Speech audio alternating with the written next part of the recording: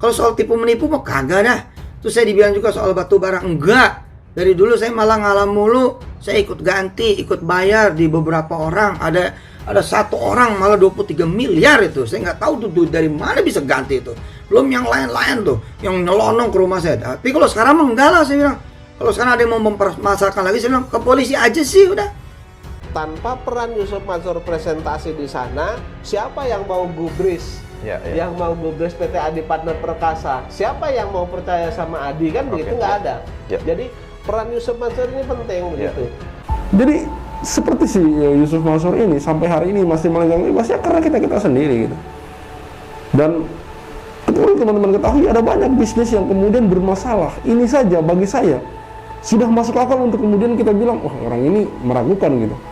Orang ini kemungkinan besar memang nipu, karena kok bukan cuma 1, 2, bahkan 3, 4, 5, 6, 7 gitu loh. Gak masuk akal. Harusnya dari sini kita sudah bisa menarik kesimpulan bahwa orang ini kemungkinan besar memang pembohong.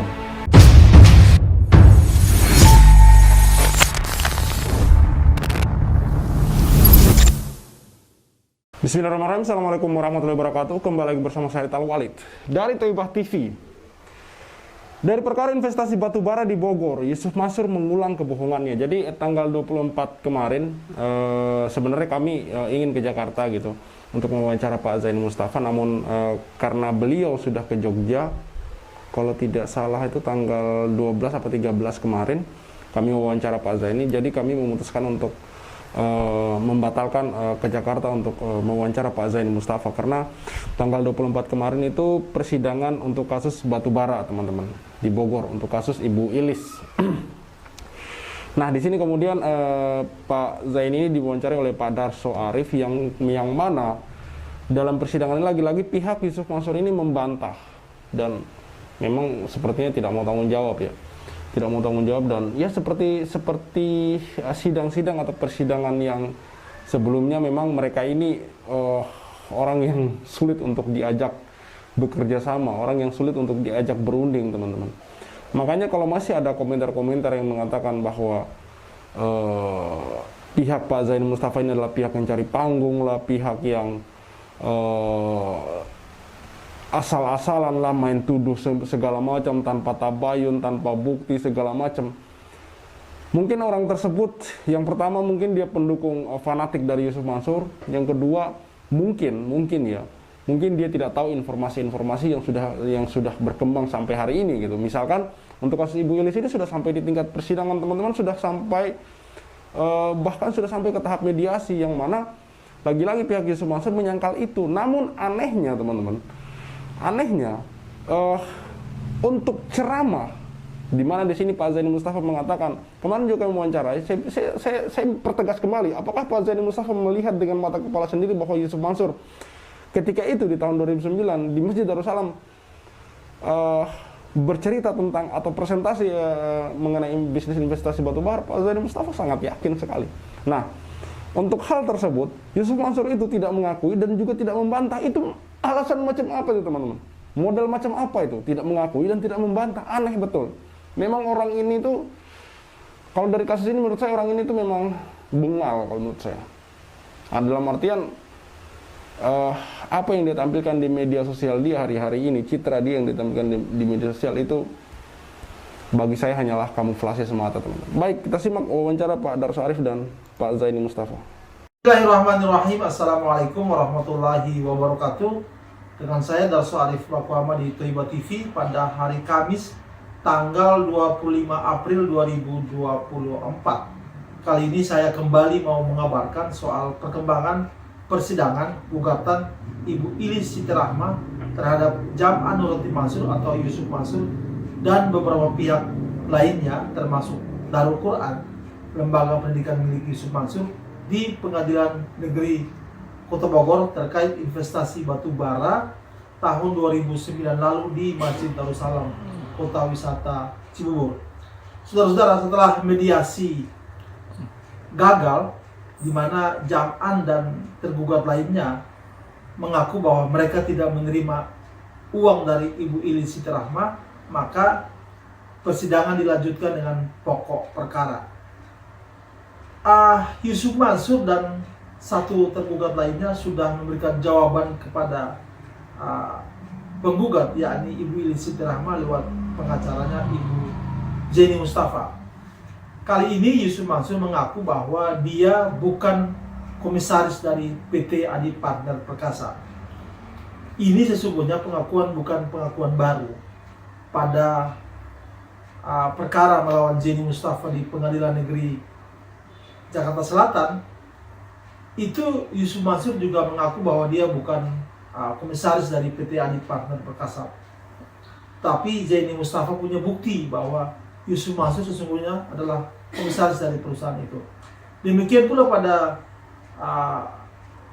masalah sidang di Pengadilan Negeri Kota Bogor ini, sekalipun Yusuf Mansur mengaku bahwa dia bukan komisaris dari PT Adi Partner Perkasa, Zeni Mustafa lagi-lagi kembali menunjukkan bukti bahwa Yusuf Mansur itu adalah komisaris dari PT Adi Partner Perkasa.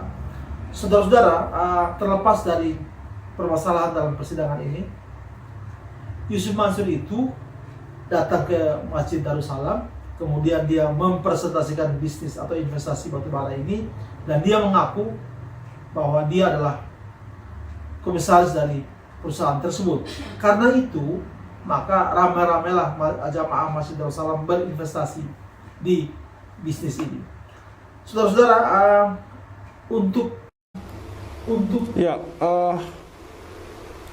persoalan atau mengenai Yusuf Mansur tidak mengakui dia sebagai komisaris, seperti yang dikatakan oleh Pak Darso Arif, bahwa memang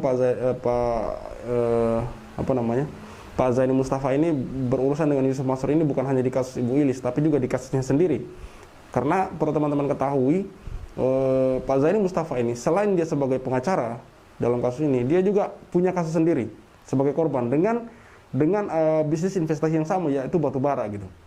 Jadi posisinya Pak Zaini Mustafa ini selain pengacara, dia juga dengan Ibu Ilis ini sama-sama korban juga. Hanya kasus Pak Zaini Mustafa ini sudah lebih dulu masuk dan sekarang sudah masuk ke tingkat kasasi. Kita berharap di tingkat kasasi ini Pak Zaini Mustafa dimenangkan, teman-teman. Dan bukti-bukti atau masalah-masalah yang dihadapi ini kurang lebih sama karena bisnisnya juga sama, teman-teman. Dalam hal ini misalkan di sini Yusuf Mansur tidak mengakui sebagai komisaris, sementara seperti yang pernah dikatakan oleh Pak Zaini Mustafa bahwa beberapa tahun lalu ini sempat bermasalah, investasi batubara ini sempat bermasalah gitu. Dan di situ posisi Yusuf Mansur dia sebagai komisaris, dan di sini juga Pak Zaini Mustafa dengan bersama dengan korban-korban yang lain dan sebagai saksi itu melihat dan menyaksikan secara langsung bahwa Yusuf Mansur itu presentasi dan mengaku sebagai komisaris di Masjid Darussalam, teman-teman. Baik, kita lanjut.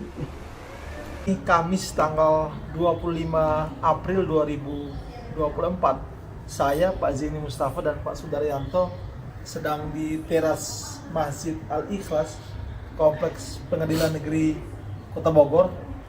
Hari ini Pak Zaini dan Pak Sudar baru selesai ikuti sidang di Pengadilan Kota Bogor soal investasi batubara tahun 2009 lalu dengan Ibu Ilis Siti Rahma sebagai penggugat terhadap Yusuf Mansur dan beberapa pihak. Nah, agendanya bagaimana hari ini, terus hasilnya bagaimana, Pak Zaini silakan dijelaskan, Pak. Jadi hari ini tuh kami menyampaikan replik ya. Iya. Replik itu adalah tanggapan atas jawaban, Pak. Oh, jadi pihak Yusuf Mansur sudah? Jadi Yusuf Mansur melalui kuasa hukumnya sudah memberikan jawabannya, terus kemudian Yusuf Mansur sebagai tergugat 2 itu sudah menyampaikan jawabannya di minggu kemarin, Pak. Jawaban atas gugatan. Terus kemudian tergugat 4, Dwi Yuda Andi juga sudah menyampaikan jawaban. Jadi tergugat 2 dan tergugat 4. Kalau yang tergugat 1, tergugat 3 sampai dengan SAP 5, terus turut tergugat Darul Quran itu kan nggak pernah datang, jadi sudah dianggap ditinggalkan, tidak mempergunakan haknya. Hari ini kami menyampaikan jawaban replik tanggapan atas jawaban tersebut, Pak. Apa jawaban dari Yusuf Mansur terhadap jawaban Pak Zaini? Kalau jawaban dari Yusuf Mansur, tetap Yusuf Mansur itu mengatakan bahwa mereka tidak punya legal standing sebagai pengurus atau direktur utama dari PT Adi Partner Perkasa. Gitu. Jadi maksudnya Yusuf Mansur membantah bahwa dia ada dalam PT itu. Betul. Dia membantah hal itu. Tetapi Yusuf Mansur di dalam jawabannya itu tidak membantah ya, dia tidak membantah dan tidak mengiyakan berkaitan dengan pernah presentasi batubara itu. Oh iya, ya. iya. Artinya kalau dia tidak membantah, artinya kan dia mengakui, Pak. Iya, iya. Gitu. Tetapi berkaitan dengan Yusuf Mansur sebagai komisaris utama ini sulit kiranya untuk dibantah karena ada akte otentik, yaitu putusan pengadilan nomor 313 313 garing PDT.G garing 2011 garis miring PN Jakarta Selatan. Ya. Itu putusan berkaitan Yusuf Mansur, PT Adi Partner Perkasa, PT Adi Partner Perkasa, kemudian Adiansah direktur utamanya, kemudian Yusuf Mansur sebagai komisaris utamanya, kemudian Sakir Sula sebagai komisaris ya. Jadi sulit dibantah karena sudah ada putusan pengadilan ya yang menyatakan itu. Ya. Jadi memang Yusuf Mansur itu dalam hal ini ya si Adiansah juga jadi tergugat ya. Ya. Nah, jadi tergugat. Kemudian Adiansah sebagai tergugat, PT Adi Partner Perkasa sebagai tergugat, kemudian Yusuf Mansur juga sebagai tergugat. Jadi tidak mungkin kan Pak? Ya. Ada putusan pengadilan kemudian sudah diupload di direktorat Ya. Mahkamah Agung Republik Indonesia, itu bohong kan nggak mungkin? Iya. Ya, begitu. Ada dokumen yang mendukung. Tidak mungkin kan Pak? Ya. Ada putusan pengadilan kemudian sudah diupload di direktorat Mahkamah Agung Republik Indonesia, itu bohong kan nggak mungkin? Iya. Ya, begitu. Ada dokumen yang mendukung. Nah ini yang saya maksud tadi, bahwa Yusuf Mansur ini pernah digugat dan itu sudah keluar putusan pengadilan di tahun 2011 seperti yang disebutkan Pak Zaini Mustafa tadi, dan di situ posisi Yusuf Mansur itu sebagai komisaris, teman-teman. Kan tidak mungkin kemudian putusan pengadilan itu mengada-ngada atau putusan pengadilan itu asal-asalan saja gitu. Maka dari itu ini yang kemudian dijadikan patokan ataupun kemudian bahan bukti oleh Pak Zaini Mustafa bahwa Yusuf Mansur itu komisaris, yang mana kemudian Yusuf Mansur itu tidak membantah dan tidak juga mengiyakan. Artinya kan dia tidak bisa ngapa-ngapain lagi, hanya nggak mau ngaku aja. Kalau bahasaku mah seperti itu gitu. Cuma diam doang, ditanya, lu bener nggak sih? Misalkan nih, lu bener nggak sih maling? Dia nggak bantah gitu, dia tidak bilang tidak gitu, tapi juga nggak bilang iya, jadi diam doang. Ya kan maling kayak gitu kalau udah kepergok, teman-teman. Dia seperti itu. Kalau menurut saya nangkapnya seperti itu karena sekali lagi, ini sangat logis sekali apa yang dikatakan Pak Zaini Mustafa, bahwa sudah pernah ada putusan pengadilan yang mana Yusuf Mansur di situ juga pihak yang tergugat atau yang digugat, yang mana posisinya di situ dia sebagai komisaris, dan itu sudah kemudian putusannya sudah final, sudah diputuskan, sudah diterbitkan. Putusan pengadilan tahun 2011, apakah kemudian kita akan mengatakan bahwa putusan pengadilan itu mengada-ngada dan Yusuf Mansur yang betul? Kan ini tidak masuk akal, teman-teman. Bantahan Yusuf Mansur atau tidak, Yusuf Mansur tidak mengakui itu. Ada dokumen yang dia sertakan, Pak? Dokumen yang dia sampaikan adalah profil ya Pak, profil yang diunduh dari Kementerian Hukum dan HAM gitu. Iya. Mereka mendalilkan itu, tapi kan saya punya tandingannya. Ini punya tandingannya. Punya putusan berkaitan dengan gugatan si MB Niaga melawan PT Adi Partner Perkasa dan kawan-kawan. Profil yang disampaikan Yusuf Mansur itu per tahun berapa itu, Pak? Profil yang disampaikan memang baru diunduh. Ya. Tetapi dalam kebiasaan perseroan itu kan kadang-kadang ada dibuat rapat umum pemegang saham, tetapi kan tidak didaftarkan, Pak. Oh gitu ya. Dan ini kalau ini mafia yang pakai, ya kan? Saya anggap ini karena ini banyak perkara dan ini memang diskenariokan ini akan diembat uangnya jamaah JBN ini, saya kira mereka tidak mendaftarkan sehingga di dalam departemen di Kementerian Kehakiman tidak ada dokumen itu. Tetapi saya kebetulan qadarullah saya mendapatkan dokumen itu yang dari direktori Mahkamah Agung Republik Indonesia. Jadi putusan itu sudah berkekuatan hukum tetap dan saya baca di dalam putusan itu Yusuf Mansur sebagai komisaris utama tidak membantah bahwa dia sebagai komisaris. Ya. Pak, artinya berkas ini juga atau bantahan ini juga yang dipakai Yusuf Mansur ketika melawan Pak Zeni di Jakarta Selatan. Betul. Ya. Dan nanti kan akan saya buktikan pengakuan Yusuf Mansur. Pengakuan Yusuf Mansur ketika mereka presentasi di 2009 itu, Yusuf Mansur kan mengatakan saya ini sebagai komisaris utama PDAD Partner Perkasa dengan gagah dan lantang. Ada dokumen itu, Pak? Dokumen memang tidak ada, tetapi saksi kan ada. Jadi alat bukti itu kan tidak semata-mata dokumen, tetapi saksi kan sebagai alat bukti juga, Pak. Berarti nggak ada bukti baru dari Yusuf Mansur baik dengan Pak Zeni maupun yang sekarang? Tidak ada. Yang sama ya, Pak? Ya, sebenarnya saya berkeyakinan bahwa dokumen atau rekaman itu sebenarnya ada. Iya. Tetapi kan karena dulu jamaah dari 250 jamaah itu kan menyerahkan urusannya kepada BMT Darussalam. Iya. Di mana yang saat ini BMT Darussalam itu sebagai tergugat satu, Pak. Iya. Dan di dalam perkara saya yang di Jakarta Selatan itu kan mereka menutupi perbuatan itu. Iya. Bahkan mereka BMT Darussalam itu mengaku tidak tahu menahu. Tetapi akhir-akhirnya dia justru membuktikan yang sebaliknya, katanya uang saya sudah ditarik. Ini kan jawaban yang tidak konsisten. Iya. Kemudian yang pada akhirnya hakim berkeyakinan bahwa memang benar ada investasi dan memutus saya dimenangkan kan gitu.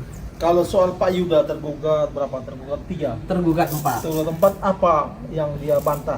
Mereka hanya mengatakan begini, mereka mengatakan bahwa mereka ini hanya dititipin uang saja katanya. Maksudnya Pak Yuda hanya Pak Yuda tergugat 4, Dwi Andi ini hanya dititipi uang untuk menyerahkan ke BMT. Dititipin oleh Bu Lilis. Tapi kan hal yang mustahil, Pak. Karena?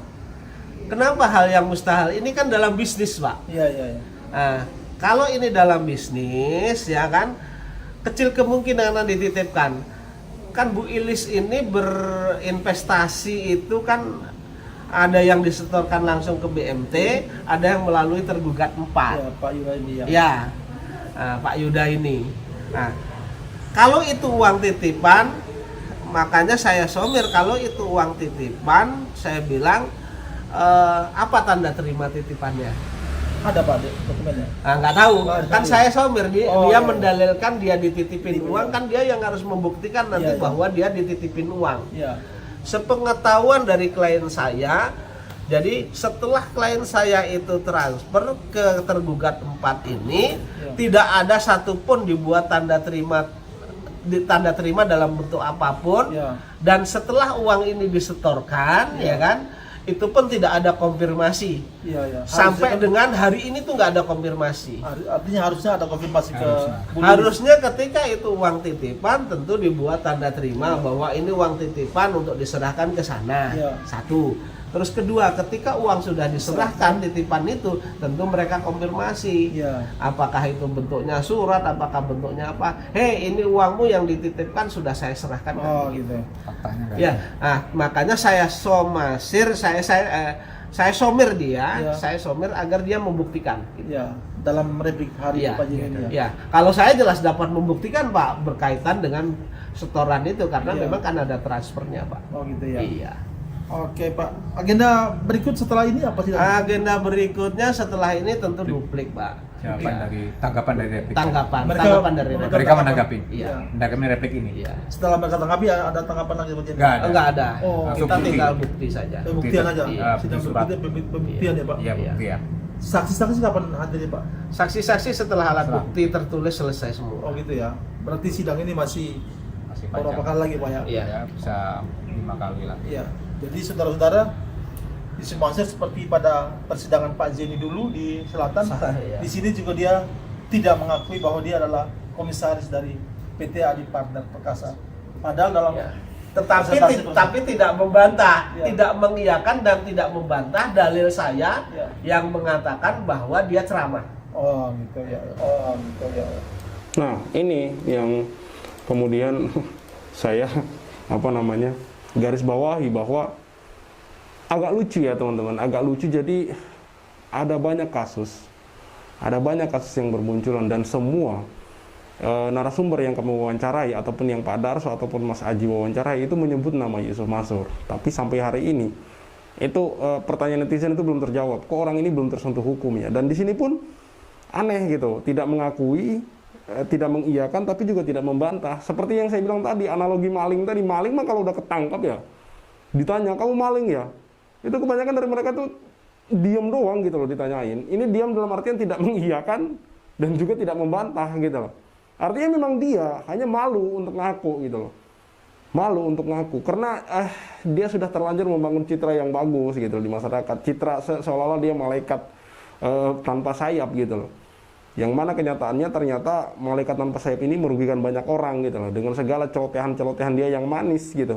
Yang mana setelah kita telusuri kembali, coba teman-teman flashback, cari ceramah-ceramah lama dia, itu isinya semua masalah duit teman-teman.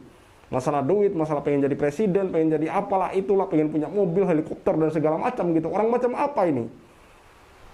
Motivator pun nggak gini-gini banget gitu loh. Motivator aja nggak gini-gini banget. Ini kayak nyuruh orang